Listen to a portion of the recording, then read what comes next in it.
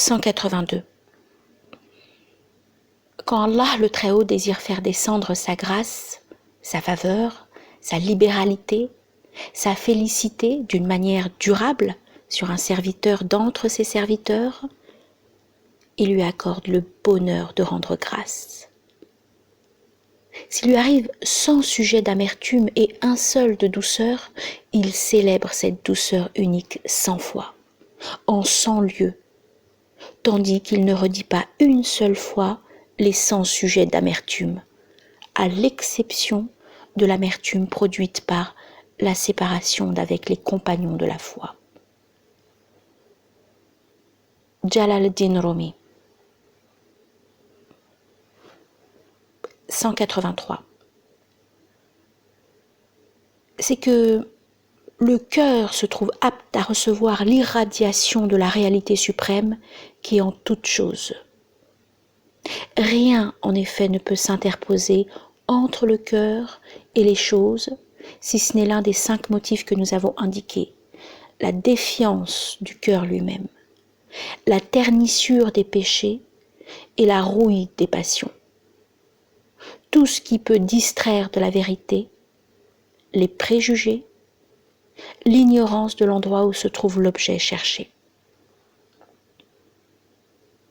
Et c'est comme un voile qui s'interpose entre le miroir du cœur et la tablette gardée sur laquelle est gravé tout ce qu'Allah a dévoilé jusqu'au jour de la résurrection. Les réalités des connaissances s'irradient du miroir de la tablette sur le miroir du cœur, comme l'image produite sur un miroir s'imprimerait sur un autre placé devant lui. Le voile qui est entre les 2 miroirs est tantôt écarté par la main, tantôt par les souffles des vents qui l'agitent. Ainsi soufflent parfois les vents des grâces. Les voiles alors sont levés de devant les yeux du cœur. Et quelques-unes des choses tracées sur la tablette s'irradient en lui. Cela se produit de temps à autre dans le sommeil, et l'on sait par ce moyen ce qu'il arrivera dans l'avenir. Quant au complet enlèvement du voile, ce sera le fait de la mort en cet instant, où est ôté ce qui cache la réalité des choses. Mais il arrive aussi que le voile soit écarté pendant l'état de veille, au point d'être soulevé par une grâce cachée d'Allah le Très-Haut, et quelque chose alors des merveilles de la science luit dans les cœurs de derrière le voile du mystère. Mystère d'Allah non révélé, l'incognoscibilité absolue de son essence, secondairement, les choses cachées et invisibles, mais non connaissables de soi. C'est parfois comme l'éclair rapide, d'autres fois une succession, mais limitée, et il est excessivement rare que cet état se prolonge. Abu Hamid al-Ghazali, dans Ihya Ulum ad-Din, revivification des sciences de la religion. 184. Et à celui qui tourne sa pensée vers la sainteté de la toute-puissance divine dans une continuelle attente du lever de la lumière de la vérité en l'intime de lui-même, on donne le nom de connaissant, arif, celui qui connaît l'extase. Ibn Sina, dans le livre des directives et des remarques, Al-Kitab, Al-Isharat ou Al-Tanbihat. 185. On raconte que Hassan al-Basri considérait comme bien supérieur à lui quiconque il voyait. Un jour, comme il marchait sur le bord du fleuve, il vit un noir qui était assis tout près d'une femme. Devant lui était placée une cruche et une coupe. Chacun d'eux versait à son tour de la cruche dans la coupe et buvait. Hassan al-Basri se dit en voyant cet homme: en voilà encore un qui vaut mieux que moi. Toutefois, il lui vint à l'esprit: sous le rapport de l'observance légale, il est bien possible qu'il ne l'emporte pas sur moi.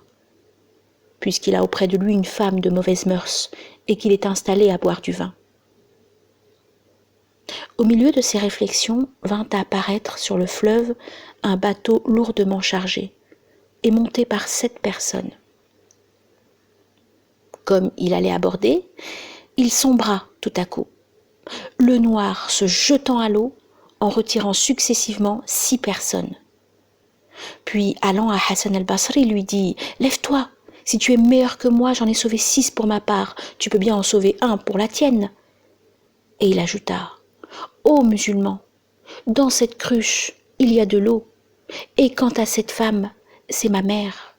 J'ai voulu éprouver Hassan. » Et s'adressant à Hassan, « Voilà, tu as vu avec l'œil du dehors, et tu n'as pas été capable de voir avec l'œil de l'intérieur. »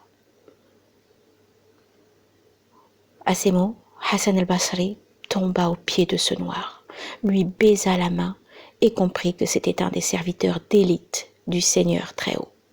« Ô vénérable, lui dit-il, de même que tu as retiré ces naufragés des eaux du fleuve, sauve-moi de l'abîme du culte de moi-même. » Et le noir de lui répondre, « Va, tu es sauvé. » Depuis lors, il ne considérait plus personne comme moindre que lui. Il estimait que tous lui étaient supérieurs. Un jour, voyant un chien, il dit « Mon Dieu, pardonne-moi en faveur de ce chien, élève-moi aussi haut que lui. » « Quoi donc ?» lui demanda quelqu'un. « Oh Hassan, est-ce toi le meilleur ou le chien ?» « Si je suis à l'abri de la colère du Seigneur Très-Haut, répondit-il, c'est moi qui suis le meilleur. Mais si je n'en suis pas délivré, ce chien vaut 100 fois mieux que moi. »